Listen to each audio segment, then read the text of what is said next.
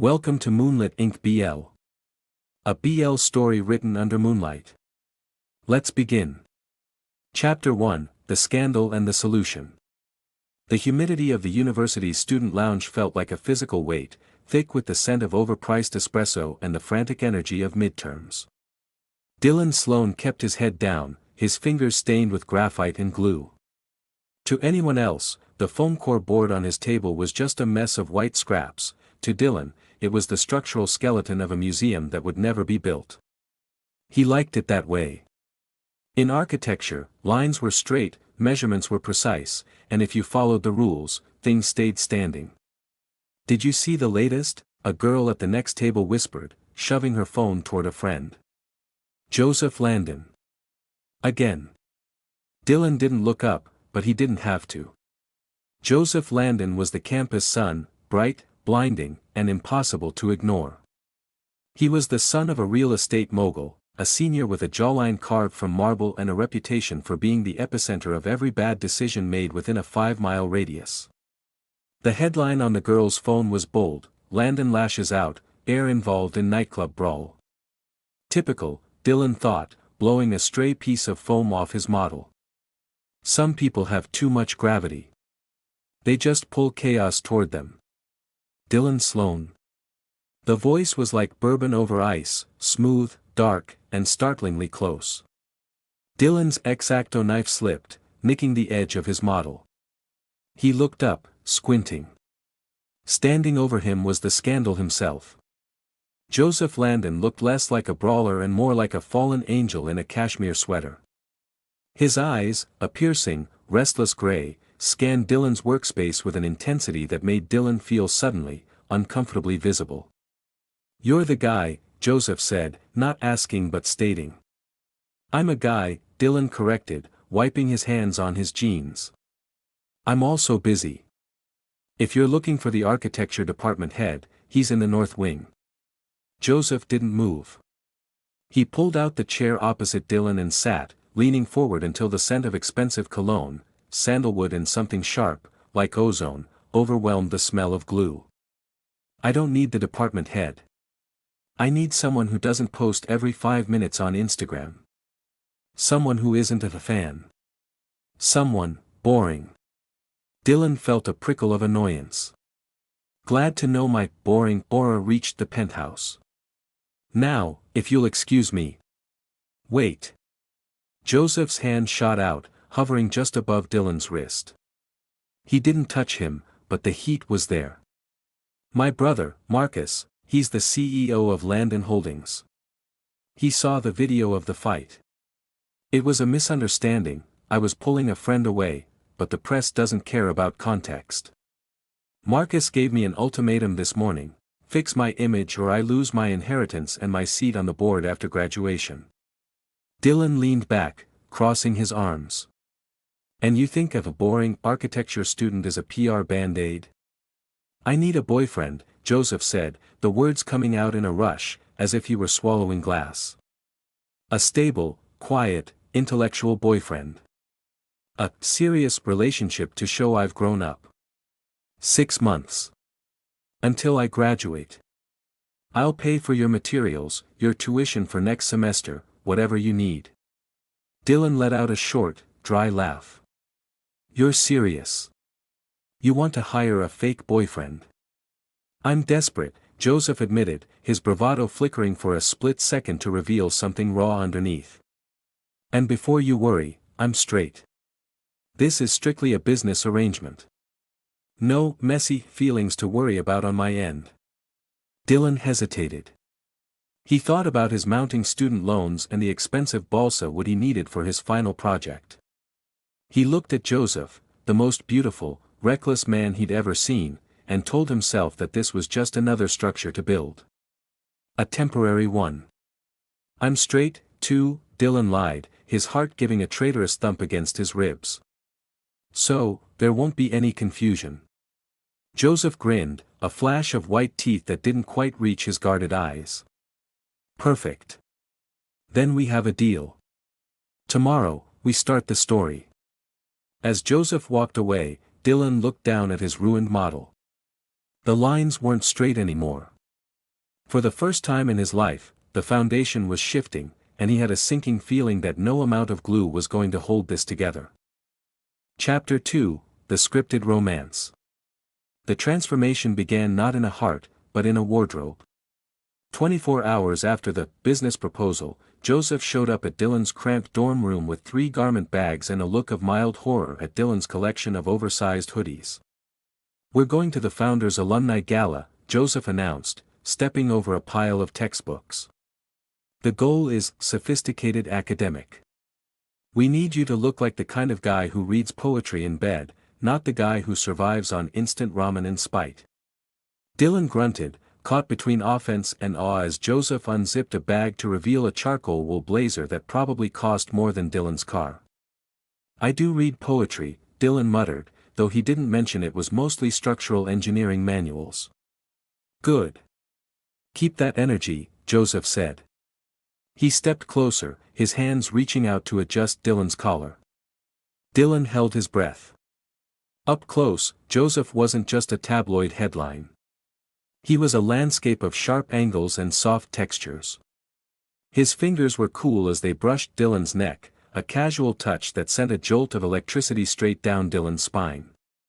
"He's straight," Dylan reminded himself fiercely. "He's an actor. This is a set. The performance begins." The gala was held in the university's Great Hall, a space of soaring Gothic arches and the clink of crystal. As they stepped out of the black town car, the flashes of several cameras went off. "Smile," Joseph whispered, his voice a ghost of a sound against Dylan's ear. "Look like you're telling me a secret." Joseph slid an arm firmly around Dylan's waist, pulling him flush against his side. The heat of Joseph's body was a sudden, grounding force. Dylan forced a shy smile, looking up at Joseph. To any observer, it looked like a look of pure adoration. Inside, Dylan was screaming. "His hand is so heavy," Dylan thought, his mind racing. "Is he always this warm? Why does he smell like a rainy forest?" As they moved through the crowd, Joseph was a masterclass in charm. He introduced Dylan to donors and professors with a pride that felt disturbingly authentic. "This is Dylan," Joseph told a stern-looking board member, his thumb absent-mindedly stroking the fabric of Dylan's blazer, right over his hip. "He's the top of his class in architecture. He's actually the one who keeps me grounded these days. I'd be lost without him." Dylan felt a flush creep up his neck. It wasn't just the lie, it was the way Joseph said it, with a soft lingering gaze that stayed on Dylan's face a second too long to be purely for show. During dinner, they sat at a table with Joseph's friends, a group of beautiful, wealthy seniors who looked at Dylan like he was a stray cat Joseph had brought home. "So, Dylan," one girl, Chloe, asked with a sharp smile. "How did the great Joseph Landon sweep you off your feet? We didn't even know he liked architects." Dylan felt his throat tighten. This was the part they had rehearsed. "It was the library," Dylan said, sticking to the script. "I was struggling with a site analysis, and Joseph brought me a coffee. He didn't even know my name, he just saw I was crashing." "It was a double-shot oat milk latte," Joseph added smoothly, leaning in to rest his chin on Dylan's shoulder. It was a move of practiced intimacy. "I saw those glasses and that frown and thought, I need to make that guy smile. It took me 3 weeks to convince him to go to dinner with me." The table cooed. Joseph laughed, a rich, melodic sound, and leaned over to press a lingering kiss to Dylan's temple. The contact made Dylan's toes curl in his dress shoes. "It's fake. It's fake. It's fake." But as Joseph's hand found Dylan's under the table, lacing their fingers together in the shadows, Dylan realized with a sinking heart that he was a very, very bad actor. Because while Joseph was performing, Dylan was starting to feel the weight of a hand he never wanted to let go of. "You're doing great," Joseph whispered, leaning close so their cheeks touched. "Yeah," Dylan managed, his voice strained. "Great." Under the table, Joseph didn't let go of his hand for the rest of the night. Chapter 3, Cracks in the Facade. The transition from public spectacle to private habit happened in the quietest hours of the night. By the third week, the gala photos had circulated, Marcus was temporarily satisfied, and the deal moved into its most dangerous phase, the domestic one. To keep the narrative of a stable couple alive, Joseph began spending his evenings in Dylan's studio space, a cramped, dusty corner of the architecture building that smelled of basswood, spray adhesive, and the sharp tang of Dylan's permanent markers. It started with the coffee. Joseph didn't just drop it off, he stayed. He would pull up a rickety stool, clear a space among Dylan's blueprints for his laptop, and work on his business capstone in silence. "You're staring again," Joseph said one Tuesday night, not looking up from his screen. A smirk played on his lips, that lopsided, effortless thing that made Dylan's pulse go erratic. "I'm not staring," Dylan lied, quickly looking back at his X-Acto knife. "I'm calculating the load-bearing capacity of this cantilever." "Sure you are." Joseph stood up and walked behind Dylan. He didn't stay at a business distance. He leaned over Dylan's shoulder, his chest brushing against Dylan's back. "That piece is crooked." Before Dylan could protest, Joseph reached around him. His larger, warmer hand settled over Dylan's, guiding the knife with steady precision. The physical proximity was suffocating in the best possible way. Dylan could feel the steady thrum of Joseph's heart, the warmth radiating through his sweater. "He's just committed to the role," Dylan told himself, even though there were no cameras here. No paparazzi were hiding behind the drafting tables at 2 a.m. "He's just practicing." "There," Joseph whispered, his breath fluttering the hair near Dylan's ear. He didn't pull his hand away immediately. His thumb grazed the back of Dylan's knuckles, a slow, lingering stroke that had nothing to do with architecture. "Perfect." As the days blurred together, Joseph became peppered with affection.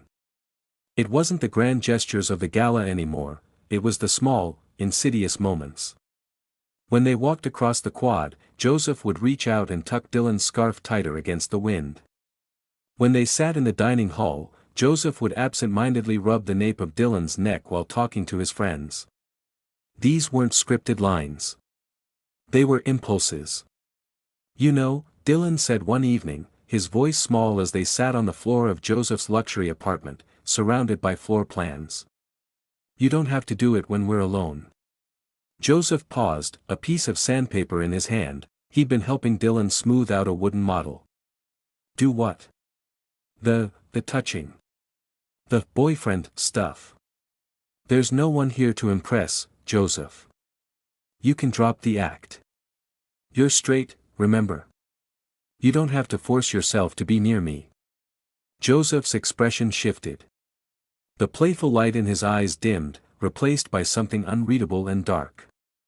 He looked down at Dylan's hand, then slowly reached out and took it, interlacing their fingers.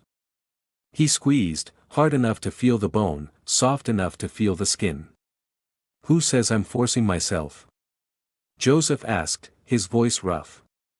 Dylan's heart hammered against his ribs like a trapped bird. I don't want you to feel like you're on the clock 24/7. Joseph let go, but the ghost of the touch remained. He turned back to the model, his movements suddenly jerky. "Just shut up and work, Sloane. You're overthinking the contract." "I'm not overthinking the contract," Dylan thought, watching Joseph's profile. "I'm rebuilding it." Dylan realized then that he was no longer looking at Joseph Landon, the scandalous heir. He was looking at the guy who stayed up late to help him sand wood. The guy who remembered that Dylan hated pickles on his sandwiches. The guy who made straight feel like a word from a language Dylan no longer spoke. The facade wasn't just cracking, it was dissolving. And as Dylan watched Joseph work, he realized with a terrifying jolt of clarity that the fake relationship was the most real thing he had ever experienced. The lie was becoming the foundation, and Dylan knew that when a foundation is built on a lie, the whole structure eventually comes crashing down. Chapter 4: The Brothers' Approval. The Landon family estate was a monument to old money and cold edges, all floor-to-ceiling glass, white marble, and silence.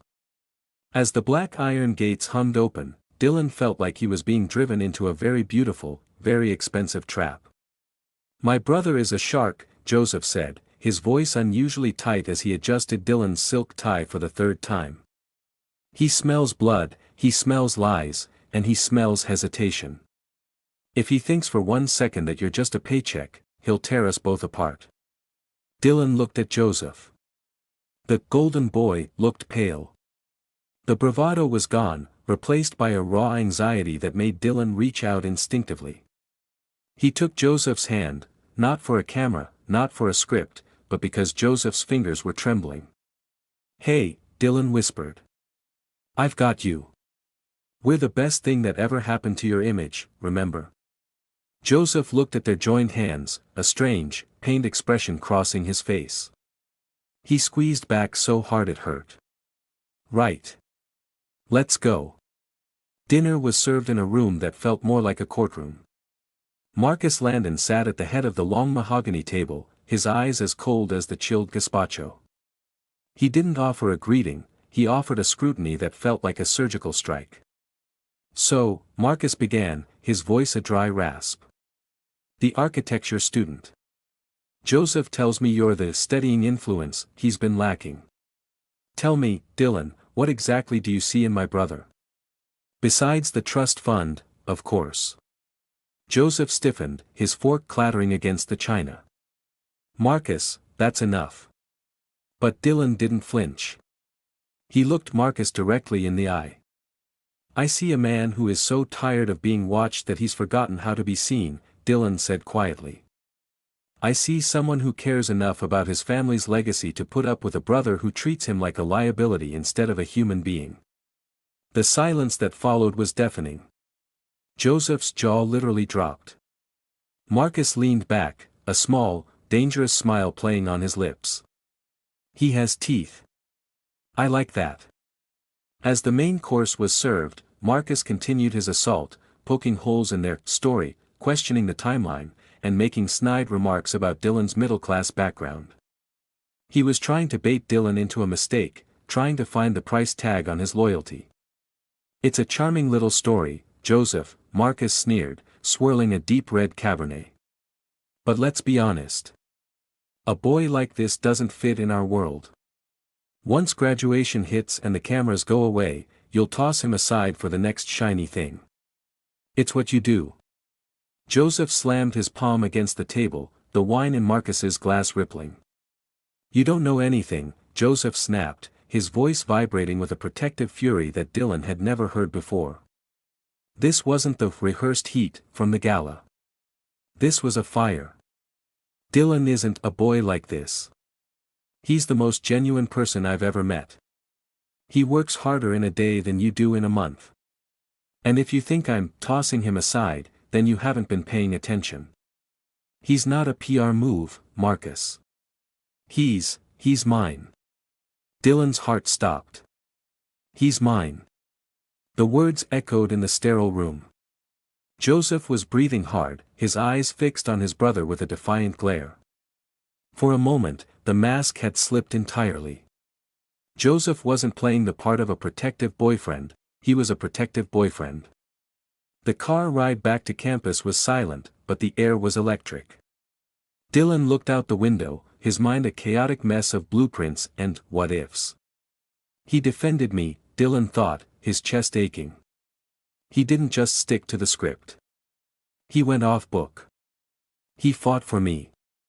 Joseph was staring straight ahead, his knuckles white on the steering wheel. "I'm sorry about him," he muttered finally. "He has a way of making everything feel dirty." "You didn't have to say those things," Dylan said, his voice barely a whisper. The "he's mine" part. Marcus was already backed into a corner. Joseph pulled the car to the curb, killed the engine, and turned to Dylan. The streetlights cast long, amber shadows across his face. "I didn't say it for Marcus, Dylan." He reached out, his hand hovering near Dylan's cheek before he pulled it back, as if afraid he'd burn them both. "I think we should call it a night. We have a lot of work to do tomorrow." Dylan watched him walk away, realizing that the contract was now a piece of paper held together by a beautiful, terrifying lie. Joseph had defended Dylan as if he loved him, and Dylan had realized he never wanted to be defended by anyone else. Chapter 5, The Walking Away. The countdown to graduation wasn't a celebration for Dylan, it was a funeral march. The campus was alive with the frantic energy of May, the blooming magnolias, the sight of seniors in their black robes taking photos by the fountain, and the oppressive humidity of a semester drawing to a close. For Dylan, every "congratulations" shouted in the hallway felt like a countdown clock ticking toward the moment Joseph Landon would walk out of his life. They were sitting on their usual bench under the sprawling oak tree near the library. It was their stage, the place where they had spent months performing the perfect romance for the student body. Joseph was leaning back, his arm draped casually over the back of the bench, his fingers inches from Dylan's neck. He was talking about a graduation party, something loud, something expensive, something Landon-esque. "We'll go together, obviously," Joseph was saying, his voice light and easy. "It'll be the perfect final act. We leave everyone wanting more, and Marcus stays happy. Then, the deal is done. The deal is done." The words hit Dylan like a physical blow. He looked at Joseph's profile, the sharp line of his jaw, the way he looked in the sunlight, and realized he couldn't take another second of the theater. Every accidental brush of their shoulders, every lingering look Joseph gave him, was starting to feel like a slow-acting poison. "I can't go to the party, Joseph," Dylan said. His voice was flat, devoid of the practiced warmth he usually kept for the public. Joseph blinked, turning to him with a confused half-smile. "What? Why not?" "It's the victory lap, Dill. We made it." "No, you made it," Dylan corrected, finally looking him in the eye. "I'm just the supporting actor who stayed in the role too long." Dylan stood up, his knees shaking. He needed distance. If Joseph touched him now, he would shatter. "Dylan. What's going on?" Joseph stood too, his brow furrowed in genuine concern. He reached out to grab Dylan's arm, but Dylan flinched away as if burned. "Stop," Dylan whispered, the word cracked and raw. "Just stop the act. There are no cameras here, Joseph. There's no Marcus. You don't have to pretend you care if I'm there or not." "I'm not pretending," Joseph said, his voice dropping an octave, becoming that low, dangerous rumble that always made Dylan's heart betray him. "I want you there. Because we're a team." "We aren't a team. We're a contract," Dylan snapped, tears of frustration stinging his eyes. "And I'm breaking it. I'm done, Joseph. I can't handle the way you look at me like I'm the center of your universe and then remind me in the next breath that it's all just good business." Joseph took a step forward, his expression crumbling. "Dylan, wait. I've fallen in love with you," Dylan blurted out. The words hung in the air, heavy and irreversible. "I'm the idiot who forgot the rules. I fell in love with a straight guy who hired me to save his reputation. It's pathetic, and it's inconvenient, and I know you don't feel the same way. I know this was just a job for you." The silence that followed was deafening. Joseph looked paralyzed, his mouth slightly open, his eyes searching Dylan's face as if looking for a punchline that wasn't coming. "I understand if you can't reciprocate," Dylan said, his voice regaining a haunting steadiness. "I really do. You were clear from the start. But I can't be around you anymore. I can't watch you walk across that stage and then walk out of my life in 3 weeks. I'd rather it end now." "Dylan, don't," Joseph finally managed to say, his voice barely a breath. "You don't mean that." "I do." Dylan gripped the straps of his backpack until his knuckles turned white. "Consider the deal finished. Keep the money for the materials." "I don't want it. I just want to go back to being boring Dylan Sloane." He turned and began to walk. Every step felt like he was pulling a thread through his own chest. "Dylan. Get back here." Joseph called out, but he didn't follow. He stood frozen under the oak tree, a golden boy suddenly tarnished by a truth he wasn't prepared for. Dylan didn't look back.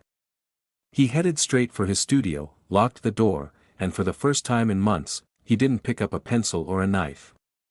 He just sat in the dark, surrounded by the models of buildings that would never stand, feeling the foundation of his own life finally, irrevocably, collapse. Chapter 6: The Unraveling of the Lie. The 3 weeks following the confession were a study in gray. For Joseph, the campus had transformed into a ghost town where every corner held a memory of Dylan, a specific table in the cafeteria, a smudge of white glue on a library chair, the scent of cedarwood that lingered in the passenger seat of his car. Joseph sat in his penthouse apartment, staring at the graduation gown draped over his sofa. It was everything he was supposed to want: the degree, Marcus's approval, a clean slate. But the silence in the room was suffocating. "I'm the idiot who forgot the rules," Dylan's voice echoed in his mind. Joseph poured a drink he didn't want and poured it down the sink. He realized then that he hadn't just been acting for months. He had been living. The way he reached for his phone to text Dylan about a funny architectural blunder he saw, the way he instinctively bought 2 coffees every morning only to realize he had no one to give the second one to. He hadn't been straight for a long time. Maybe he never was. He had just been a Landon, and Landons performed. But Dylan was the only person who had ever made him feel like he didn't have to. It was 2 days before graduation. Joseph didn't go to the senior gala. He didn't go to the bars. He went to the one place he knew Dylan felt safe, the architecture studio. The building was nearly empty, the air smelling of sawdust and exhaustion. He found Dylan in the very back, hunched over a drafting table. Dylan looked thinner, the dark circles under his eyes echoing the charcoal on his fingertips. "The door was unlocked," Joseph said softly. Dylan stiffened. He didn't turn around. "The deal is over, Joseph. Go get your diploma." "I don't want the diploma," Joseph said, stepping into the circle of light cast by Dylan's desk lamp. "Not if you're not there to roll your eyes at me when I trip over my gown." Dylan finally looked up, his expression guarded and weary. "What are you doing here?" Joseph walked right up to the edge of the table, pinning Dylan between the wood and his own presence. "You called me a good actor, Dylan. But you're wrong. I'm a terrible one. Because I couldn't even keep the lie straight for 3 weeks. Joseph." "I lied about being straight," Joseph interrupted, his voice cracking with a vulnerability that would have horrified his brother. "I lied because I thought it would make the deal easier. I lied because I was terrified that if I told you the truth, that you were exactly my type, that I'd been watching you in the lounge for weeks before I even approached you, you'd think I was just another predator."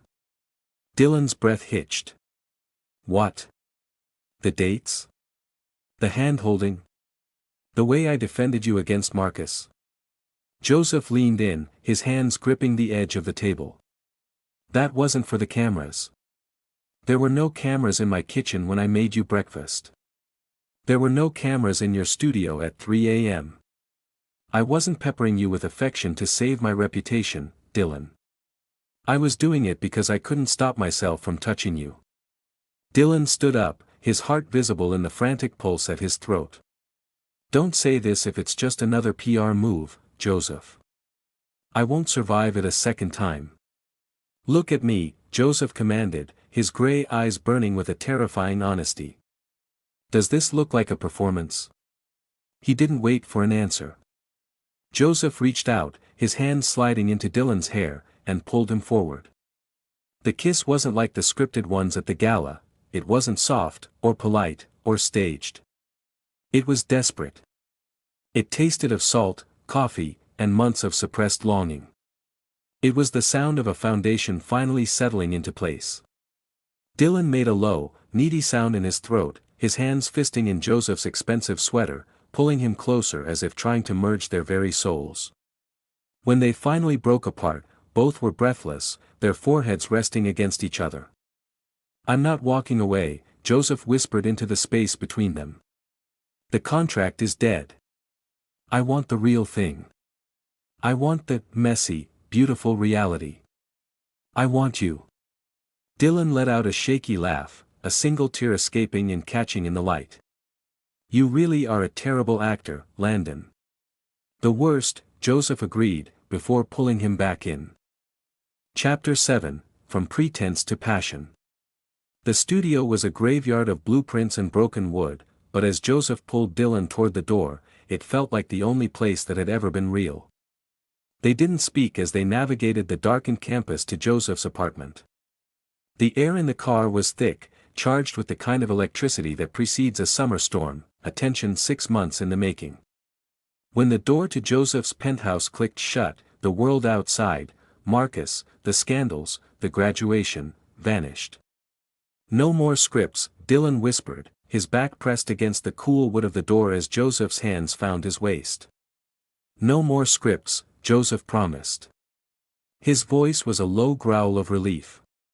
He kissed Dylan again, a slow, deep exploration that felt like a homecoming. They moved together in a feverish blur, shedding the layers of their public personas along with their clothes. In the amber glow of the bedroom, Joseph looked at Dylan, truly looked at him, without a single thought of how it would look to an outsider. Dylan, usually so calculated and precise, found himself governed by pure instinct. He pushed Joseph back onto the silk sheets, his hands tracing the muscular planes of Joseph's chest. You spent so long making me feel good for the cameras, Dylan murmured, his voice thick with desire. Let me show you how it feels when I'm doing it just for us. What followed was a revelation. Free from the constraints of their straight facade, they moved with a hungry, desperate curiosity. Dylan took the lead first, his hands confident as he explored every inch of the man he'd spent months longing for from a distance. He wanted to memorize the way Joseph's breath hitched when he kissed the hollow of his throat, the way Joseph's fingers arched into the mattress. For Dylan, it was an architectural discovery, finding the exact points that made Joseph's composure crumble. He made Joseph feel things that the popular heir had never experienced in his hollow, past flings. It was a connection that transcended the physical. But Joseph wasn't content to remain passive. His own hunger flared, and the power dynamic shifted as they moved in a rhythmic, wordless dance. Joseph flipped them, pinning Dylan's wrists above his head, his eyes dark with an intensity that was almost frightening. You have no idea, Joseph panted against Dylan's skin, how many times I imagined this while we were practicing in your studio. They traded control like a secret, switching positions as the night wore on, each seeking to give as much as they took. Every touch was an apology for the lies and a promise for the future. Joseph, who had lived a life of shallow encounters, was overwhelmed by the sheer depth of what he felt with Dylan. It wasn't just about the pleasure, though it was more intense than anything he'd ever known, it was the fact that it was Dylan. They lost count of the hours. They lost count of the times they reached that peak of absolute surrender. Each time they finished, they stayed entwined, skin to skin, until the urge to touch, to taste, and to possess took hold again. As the first light of dawn filtered through the floor-to-ceiling windows, the room was quiet. The contract was long forgotten, probably sitting in a trash can in the architecture building. Joseph lay with his head on Dylan's chest, his fingers tracing the faint graphite stains that still lingered on Dylan's cuticles. I have to give a speech tomorrow, Joseph mumbled sleepily. Dylan chuckled, the vibration rumbling through Joseph's ear. What are you going to say? I'd like to thank my fake boyfriend for becoming my real soulmate. Joseph lifted his head, a soft, genuine smile breaking across his face, the kind of smile Dylan used to have to work so hard to earn. I might. Marcus would probably have a heart attack on stage. It would be the best graduation gift ever. He leaned up and pressed a soft, lingering kiss to Dylan's lips, a simple, warm gesture that carried more weight than any of their public displays. I love you, Dylan. For real this time. Dylan pulled him closer, wrapping his arms around him in a protective, permanent embrace. I know, Joseph. I've known since you defended me at dinner. The fake relationship had ended in the heat of the night, and in its place stood something far more durable. They weren't a PR stunt anymore. They were two people, messy and exhausted, finally standing on a foundation that was built to last. Epilogue. The morning sun of early summer spilled across the honey-colored hardwood of their shared apartment, illuminating a space that was a perfect, chaotic blend of their two worlds. On one side, a sleek, expensive leather sofa, on the other, a massive drafting table cluttered with balsa wood shavings, rulers, and a half-finished model of a community center. Dylan stood in the kitchen, barefoot and wearing one of Joseph's discarded dress shirts. He was focused on the espresso machine, a gift from Marcus, who had surprisingly come around once he realized Dylan was the only person capable of keeping Joseph's feet on the ground. A pair of strong arms wrapped around Dylan's waist from behind, and a heavy head rested on his shoulder. "Coffee isn't ready yet, Joseph," Dylan murmured, though he leaned back into the warmth of the embrace. "Don't care about the coffee," Joseph mumbled, his voice thick with sleep. He pressed a dry, lingering kiss to the side of Dylan's neck, right over the pulse point. "I care that you're still here." Dylan turned in his arms, looping his hands around Joseph's neck. A year had passed since graduation. Joseph was now working in the sustainable development wing of Landon Holdings, a position he'd fought for, and Dylan was an associate at a top-tier firm. The fake couple that had once been the talk of the campus was now just a quiet, solid reality. "Where else would I be?" Dylan teased, running his thumb over Joseph's jawline. "I have a contract, remember?" Joseph laughed, the sound rich and grounded. "The one I framed in the guest bathroom? I think that expired a long time ago." "It did," Dylan said, his expression softening into something profoundly tender. "We're on a new one now. No expiration date. No consultation fees." Joseph pulled a small, velvet box from his pajama pocket, setting it on the counter next to the buzzing espresso machine. He didn't open it yet, he just kept his eyes locked on Dylan's. "Speaking of new contracts, I've been thinking about the architecture of our future. I think it needs a more permanent foundation." Dylan's breath caught. He looked from the box to the man who had once been a social convenience and was now his entire world. "Is this a performance, Landon?" Dylan whispered, his eyes shimmering. Joseph smiled, and this time, there were no cameras, no scandals, and no lies. Just the truth. "No, Dylan. This is the real thing." As the coffee finished brewing, filling the room with its bitter, familiar scent, they stood in the quiet of their home, two men who had started with a lie and ended up with a life.